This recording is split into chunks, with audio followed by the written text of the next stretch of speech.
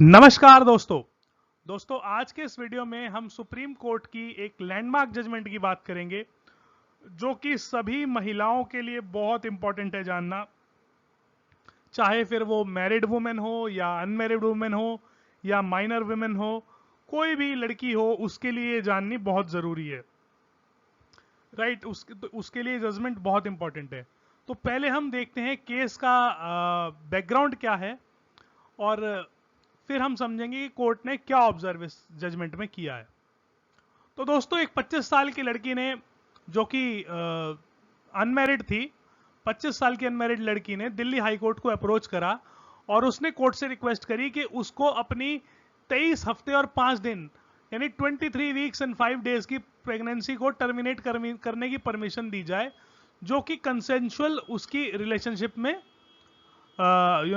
जो उनकी उसके अपने पार्टनर के साथ कंसेंशुअल रिलेशनशिप बने थे उसमें जो प्रेगनेंसी है वो हो गई और वो उसको टर्मिनेट कराना चाहती थी। और उसने कारण ये बताया कि उसके पार्टनर ने उससे शादी करने से मना कर दिया है और वो उस चाइल्ड को नहीं बर्थ देना चाहती, वो जन्म नहीं देना चाहती बच्चे को। राइट। तो दोस्तों, दिल्ली हाई कोर्ट ने उसको रिलीफ देने से मना कर दिया। उस लड़की को कोर्ट ने रिलीफ देने से मना कर दिया। कोर्ट ने यह कहा that unmarried women whose pregnancy arose out of consensual relationship was not covered under the any of the clauses under the medical termination of pregnancy rules 2003।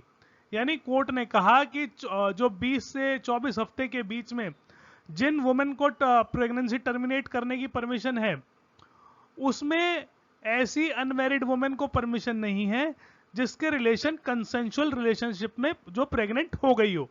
इसीलिए कोर्ट ने उसको रिलीफ देने से मना कर दिया। तो फिर वो लड़की गई सुप्रीम कोर्ट। आज सुप्रीम कोर्ट ने इस केस में, केस का नाम है X versus principal health secretary versus government of NCT Delhi, ये इसका अपील नंबर है।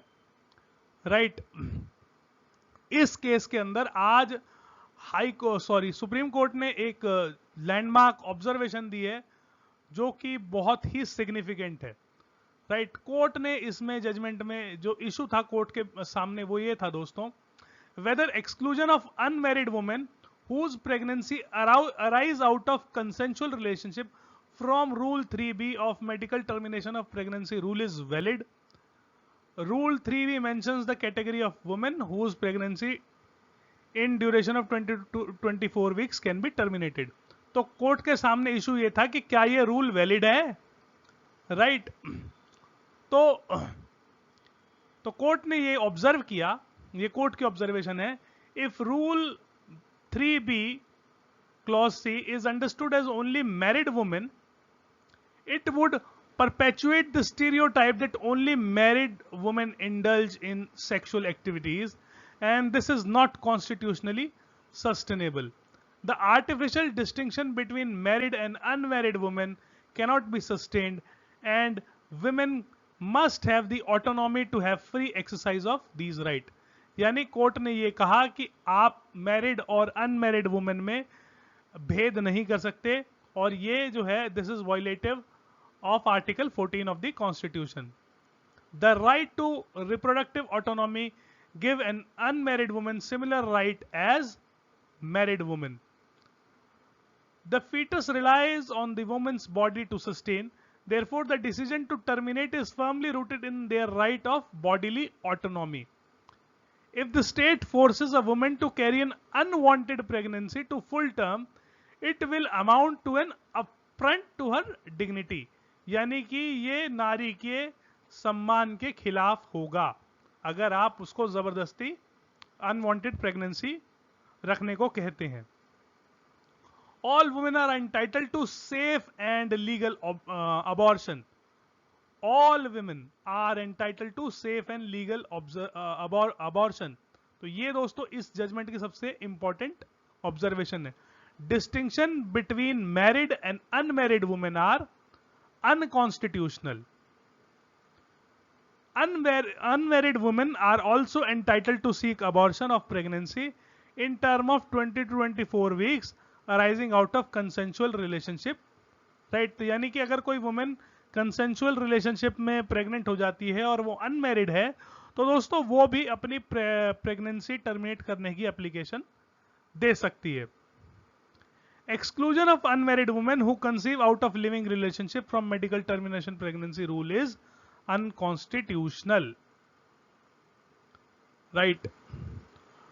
The 2021 Amendment to Medical Termination of Pregnancy Act does not make a distinction between married and unmarried women. यानी court ने ये कहा कि ये वाला जो अमेंडमेंट है, इसकी जो भावना है, इसकी जो इंटेंशन है, वो ये नहीं है कि मैरिड और अनमैरिड वुमेन के बीच में डिफरेंशिएट किया जाए। राइट। और कोर्ट ने एक ऑब्जर्वेशन और दी इसमें आगे आके, कोर्ट ने meaning of rape must be held to include marital rape for purposes of medical termination of pregnancy act. यानी कि अगर कोई हस्बैंड अपनी वाइफ के साथ फोर्सफुल इंटरकोर्स करता है या उसको करता है, तो उसमें अगर वो प्रेग्नेंट हो जाती है तो उस वुमेन को भी राइट है कि वो मेडिकल अपनी जो टर्मिनेशन ऑफ प्रेगनेंसी एक्ट में अपनी प्रेगनेंसी टर्मिनेट करा सके। और रेप वर्ड जो यूज हुआ है रूल में, अभी हम वो रूल में भी देखेंगे किस किस वुमेन के लिए परमिशन है। Rape word include marital rape, ये कोर्ट की ऑब्जर्वेशन है, but only for purpose of terminating pregnancy, not to punish the husband. Right. The court held that wives who conceived out of forced sex by their husband will also come within the ambit of survivors of sexual assault or rape or incest, mentioned in Rule 3BA of Medical Termination of Pregnancy Rule. For context, Rule 3BA mentions the category of women who can seek termination of pregnancy in terms of 20 to 24 weeks. Now next is the ये है वो rule 3B, ये इसमें category दी गई है किस किस को ये परमिशन है अपनी प्रेगनेंसी टर्मिनेट कराने की। Survivor of sexual assault, rape और इंसेस्ट जो कोर्ट कह रहा है, तो कोर्ट कह रहा है कि यहाँ पे जो रेप का मतलब है उसमें मैरिटल रेप भी इंक्लूडेड है, but for limited purpose. Minor change of marital status during the ongoing pregnancy, widowhood और divorce, women with physical disabilities, mentally ill women including mental retardation, the fetal malformation that has substantial risk of being incompatible with the life, or if child is born it may suffer from such physical or mental abnormalities to seriously be handicapped, women with pregnancy in humanitarian setting and disaster or emergency situation as may be declared by the government. These categories were added in the MTP rules by central government following the 2020 amendment to the MTP Act, which raised the ceiling limit of termination of pregnancy. यानी कि जो 2021 में जो amendment आया था, इसमें जो parliament थी उसने जो ये एक्ट है medical termination of pregnancy act, इसमें प्रेगनेंसी टर्मिनेट करने की जो समय है उसको बढ़ा दिया था, 20 से 24 हफ्ते कर दिया था।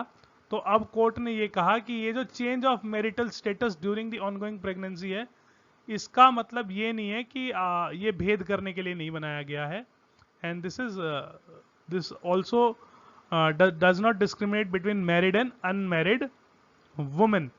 राइट। तो ये कोर्ट ने इस जजमेंट में ऑब्जर्व किया है। राइट। तो कोई भी वुमेन टर्मिनेट कर सकती है। इस लड़की को भी कोर्ट ने परमिशन दे दी थी, एक इंटरिम रिलीफ दे दी थी अपनी प्रेगनेंसी टर्मिनेट कराने की, by constituting a board in AIIMS, जिसको अगर ठीक लगता है, तो अगर लड़की की जान को खतरा नहीं है तो कोर्ट ने कहा कि इस लड़की की प्रेगनेंसी आप टर्मिनेट कर सकते हैं। Right. So this is what the court observed in this judgment. I hope this information would be useful for you. Thank you for watching. Thanks a lot.